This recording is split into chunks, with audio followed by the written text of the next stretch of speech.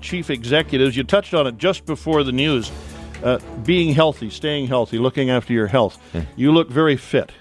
Well, I'm fortunate. One of my hobbies, Bill, is I enjoy building. So I've just finished working with a few other individuals, and we've built a new 2-bedroom cottage and for my granddaughter, and a photo studio for myself. Now, Grandpa and her are discussing. She's 12 years old. Is it Isabel's cottage or is it Grandpa's photo studio? I'm not sure who's going to win that battle yet. How long did it take you to be comfortable with saying Grandpa? Well, it's a wonderful thing. I mean, kids are our future. I love kids, and it's a great pleasure having a granddaughter. I've had the same experience, but it took me about 6 months to be able to say it. You read. You're an avid reader. Very much so. And, I know you're going to ask me some titles, and I have trouble remembering the titles, but I'm reading a book right now on disruptive innovation, for example. I read a lot of technical manuals because we're very much into the research in high technology businesses and London drugs. So right now I'm reading a book on the fine art of printing, which goes into the depths of what we might be able to do to our enlarging machines to even increase the quality more. So I speed read, and so I read a lot of books. I'm like anybody else. I pick up a John Grisham book, like the current one, Summons, and get some pleasure out of that. But I've got to slow myself down because I speed read, and I can go through those books so quickly you don't get the same enjoyment. Do you speed read when you're reading a spy novel or a crime novel?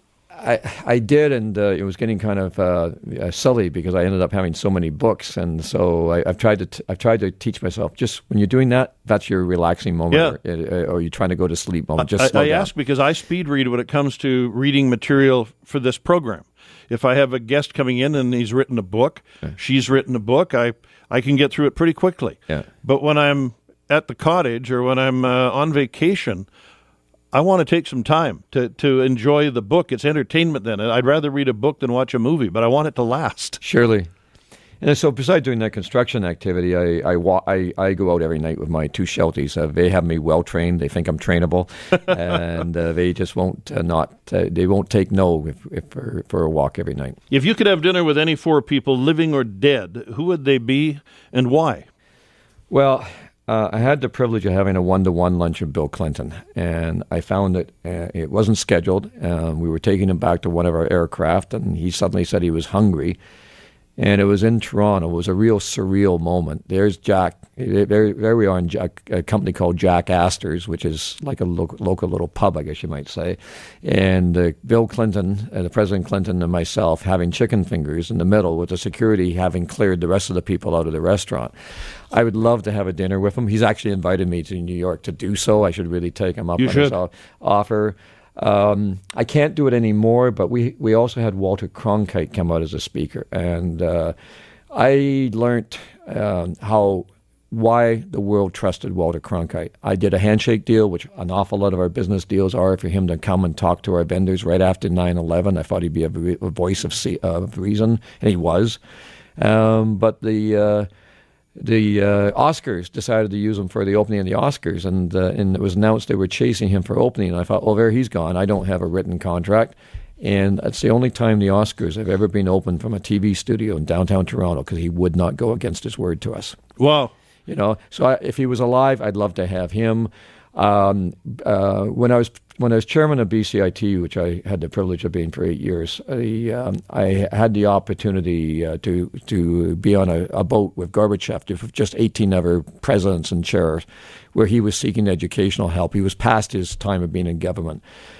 He was fascinating as well. So the ultimate dinner to me would be Clinton, Gorbachev, Cronkite, and Neil Armstrong. I've met Neil Armstrong.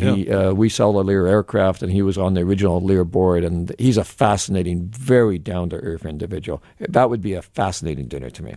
No kidding. Gee, could I sneak in?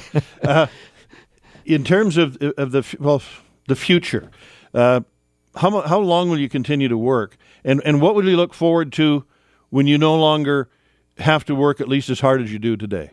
Well, I'm struggling with that right now because I was kind of insulted this year. I got my senior citizens card at the beginning of the year, and I went, "I'm not a senior citizen. What are they talking about?" Yeah, and I know. If Jimmy was in the room, he'd laugh at me right now, even saying that at 65. But there's a time when you want to spend more time. My wife's been a very, very supporting, patient woman over the years, and we'd like to do more traveling, and I'd like to do more photography traveling. So. We're having discussions, and I think over the next year or two, I'll probably start to phase some of it down. I will not phase down for some period of time. People just can't see me retired, and I'm not sure if I can see myself retired. Go back and read what Walter Cronkite had to say about retiring. He retired too early, too soon. Yes, he really did. Any regrets? Is there any opportunities missed? Anything you look back on and say, "Gee, I wish I'd done that differently"? No, I'm an eternal optimist. So when I do something wrong, which we do, first of all, my staff are fantastic. I totally believe in the power of staff because they keep you on course, and I listen to every one of them because it comes back to I really do respect their opinion. Sometimes you don't do what they think because they haven't got the advantage of having the bigger picture overall. But when you do something that doesn't work, I either try to make it work or I take a different course of action, and I kind of just forget about that. So I can't recall moments that I would say, "Gee, I wish I hadn't done that." Excellent way to end this. Been a great pleasure. Thank you so much. As to me too, Bill. Thank you. Wynne Powell.